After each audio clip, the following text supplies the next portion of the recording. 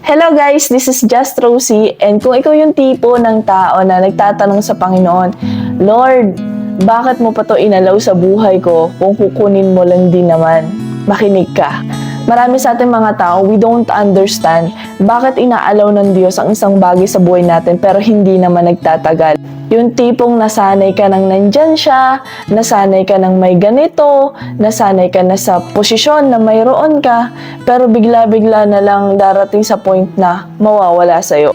Dumating ka na ba sa pagkakataong kinwestiyon mo ang Panginoon dahil sa mga bagay at plano ng Diyos na hindi natin inaasahan sa ating mga buhay? Pero alam mo kapatid, isa lang yung bagay na sinasabi ng Panginoon, hayaan mo akong magmaneho ng buhay mo.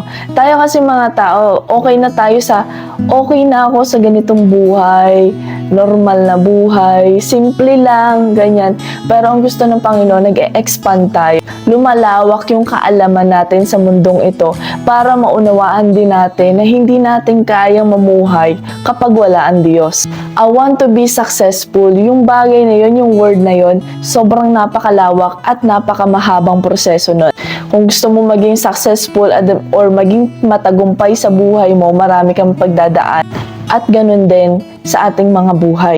Kapag sinabi nating, Lord, ikaw na yung magmaneho ng buhay ko, napakalawak ng salita ng hindi lang sa trabaho mo, sa pamilya mo, sa kinikita mo, sa lahat-lahat ng aspeto ng iyong buhay.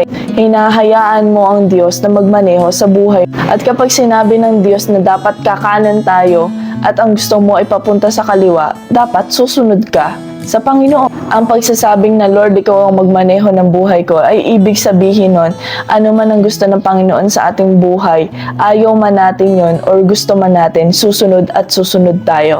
Kaya dun sa tanong na Lord, bakit mo to binigay sa akin pero hahayaan mo rin di mawala sa akin, is because may gusto pang ipakita ang Diyos sa'yo na big picture sa kung ano yung nakikita mo ngayon sa buhay mo. Alam mo kapatid, kahit ako, may mga pagkakataon, Lord, di ko maintindihan ang plano mo para sa akin.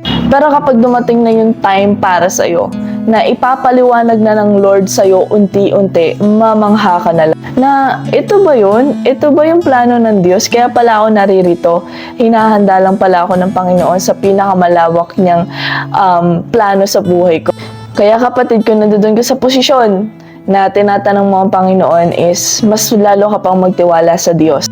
Dahil may mga bagay or tao na tinatanggal sa atin para lalo tayong mag-grow. Para ma-expand pa yung kakayahan natin na hindi lang tayo para lang dito, kundi para tayo sa mas malawak pa na plano ng Diyos sa buhay natin. So this time kapatid, instead of questioning God, rejoice in the Lord always.